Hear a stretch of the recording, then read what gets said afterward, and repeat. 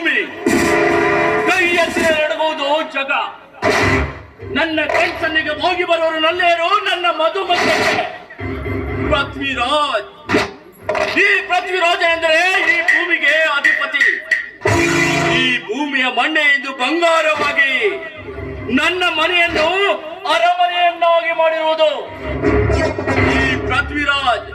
ಸರ್ಕಾರದ ಕಣ್ಣಿಗೆ ಮಣ್ಣೆರಚಿ ಕೋಟಿ ಕೋಟಿ ಸಂಪಾದನೆ ಮಾಡಿದ ಭೂಪ.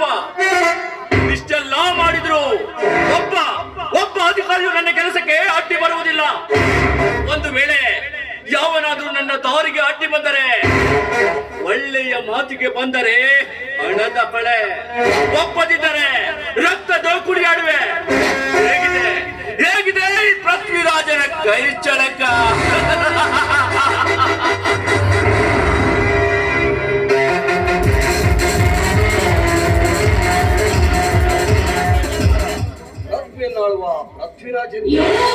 ಏನು ರಾಮರಾಜ್, ಮರ್ಯಾದೆ ಬಹಳ ಕೊಡುತ್ತಿರುವೆ.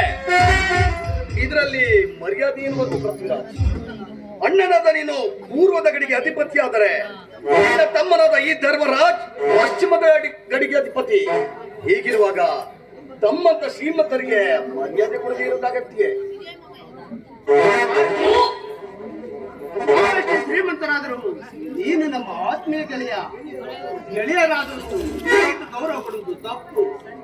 ಸರಿಯಾಗಿ ಹೇಳಿದ ತಮ್ಮ ನೀನು. ನೋಡು ರಾಮರಾಜ್, ನಾವು ಒಂದು ವೇಳೆ ನಂಬಿದ್ರೆ ನಮ್ಮ ಪ್ರಾಣ ಹೋದರೂ ಸ್ನೇಹಿತರು ಬಿಟ್ಟು ಕೊಡಲಾರೆವು. ಒಂದು ವೇಳೆ ನಮಗೆ ದ್ರೋಹ ಬಗೆದವರ ಪ್ರಾಣವನ್ನು ತೆಗೆಯದೆ ಬಿಡುವುದಿಲ್ಲ. ನೋಡು ಧರ್ಮರಾಜ್, ನಾನು ನೀನು ಆ ದ್ವಾಪರ ಯುಗದ ದುರ್ಯೋಧನ ಕಾರಣರಿದ್ದಂತೆ. ಅದು ತಮ್ಮ ದೊಡ್ಡ ಗುಣ. ಎಲ್ಲ ಬಿದ್ದಿದ್ದ ನನ್ನನ್ನ ತಮ್ಮ ಸರಿ ಸಮನಾಗಿ ಬೆಳೆಸಿ ನನಗೆ ಬೇಕಾದಷ್ಟು ಆಸ್ತಿ ಅಂತಸ್ತನ್ನ ನೀಡಿ ನೀವು ದಯಪಾಲಿಸಿದ್ರಿ. ಈ ನಿಮ್ಮ ಋಣವನ್ನ ನನ್ನ ಜೀವ ಇರುವವರೆಗೂ ನಾನು ತೀರಿಸಲು ಸಾಧ್ಯ ಇಲ್ಲ. ಒಂದು ಮಾತಂತೂ ಸತ್ಯ, ಈ ನನ್ನ ಜೀವ ಎಂದಿದ್ದರೂ ನಿಮಗಾಗಿ ಮೀಸಲು. ಅಕಸ್ಮಾತ್ ಯಾವನಾದರೂ ನಿಮ್ಮ ಮೇಲೆ ಕೈ ಮಾಡಿದರೆ ಅವರನ್ನ ದಾರನೆ ಹಿಡಿದು ಎಳೆದೆಂದು ಅವರ ದೇಹವನ್ನು ತುಂಡು ತುಂಡಾಗಿ ಕತ್ತರಿಸಿ ಹರಿ ನಾಯಿಗಳಿಗೆ ಹಂಚುವೆ. ಮೆಚ್ಚುಗೆಯ ಈ ನಿನ್ನ ಮಾತುಗಳಿಗೆ ಕೇಳಿದ್ಯಾ ನನ್ನ ಸ್ನೇಹಿತರ ನುಡಿಮುತ್ತಗಳನ್ನು?